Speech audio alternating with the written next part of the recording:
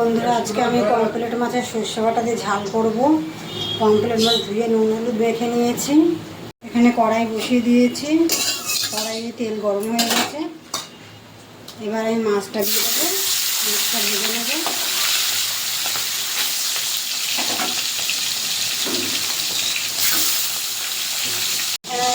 জল দিয়ে আমি ঠান্ডায় দিয়ে সর্ষে পাউডার গুলে নিয়েছি। ঠান্ডায় দিয়ে সর্ষে পাউডার এখানে আমি 2 চামচ মতো গুলে নিয়েছি। কাঁচা লঙ্কা বেটে দেবো। আসলে এই পিঠটা হয়ে গেছে, এই পিঠটা উল্টে দেবো।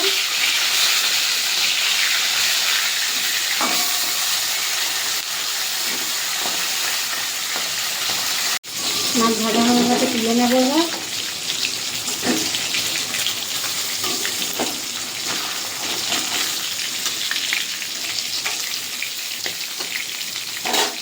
ফোড়নে কালো জিরে ফোড়ন দিয়ে দেবো। এখানে আমি 3টে কাঁচা লঙ্কা আমি আদা বাটা করে নিয়েছি, দিয়ে দেবো।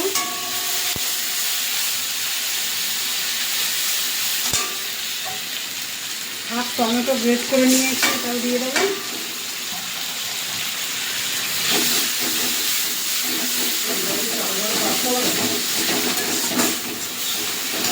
নুন দিয়ে দেবো স্বাদ মতো।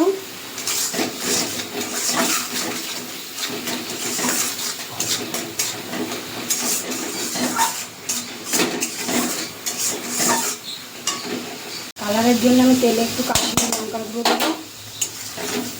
সামান্য পরিমাণে একটু দিয়েছি।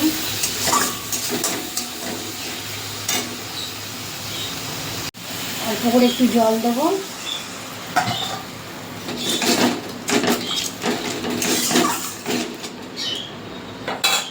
4 চামচ মতন জিরের গুঁড়ো দিয়ে দেবো।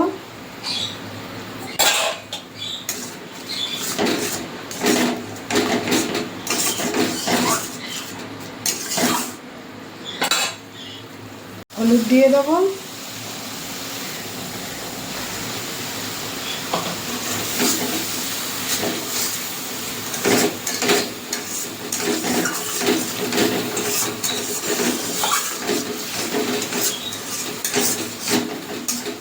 মশলা কষাতে কষাতে তেল ছেড়ে গেছে। এবার আমি সর্ষে যেটা পাউডারটা গুলে রেখেছি এটা দিয়ে দেবো। সর্ষে পাউডারটা গুলে রেখেছি এটা দিয়ে দেবো। বাটিটা ধুয়ে একটু জল দিয়ে দিব।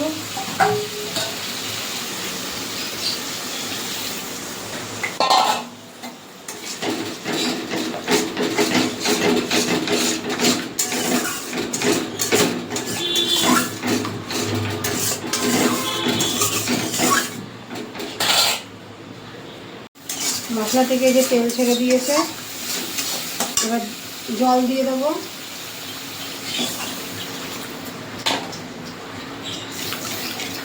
ঝোলটা ফুটে গেলে মাছ দিয়ে দেবো। ঝোল ফুটে গেছে, ভেজে রাখা মাছগুলো দিয়ে দেবো।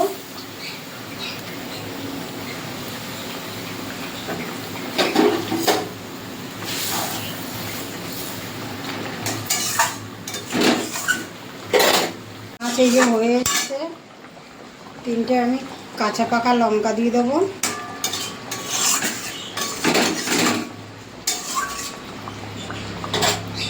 পমফ্রেট মাছের সর্ষে বাটা দিয়ে ঝাল আমার হয়ে গেছে। ধনে পাতা দিয়েছি, এবার নামিয়ে দেবো। খুব বেশি ঝোল শুকাবো না, আমি এরকম একটু ঝোল রাখবো। এটা একটু ঠান্ডা হলে বসে যাবে ঝোলটা। দেখো বন্ধুরা, এই যে হয়ে গেছে আমার সর্ষে বাটা দিয়ে পমফ্রেট মাছের ঝাল করেছি। গরমে আমি খুব বেশি টানায়নি, একটু হালকা পাতলা করে ঝোল করেছি।